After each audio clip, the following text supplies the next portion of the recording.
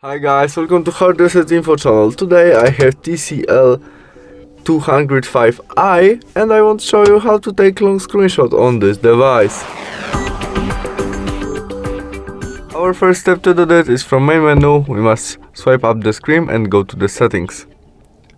Because we can take long screenshot only when we have more information than on the one size of screen. And where we are on it, we press power key and volume down together at the same time as to make normal screenshot.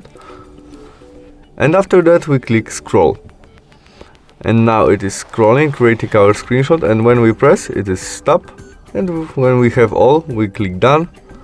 And we have our long screenshot which have more information than normal one. To save it in our gallery, we press this icon on the right corner.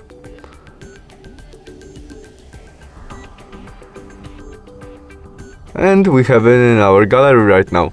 That's all. Thanks for watching. See you soon. Bye.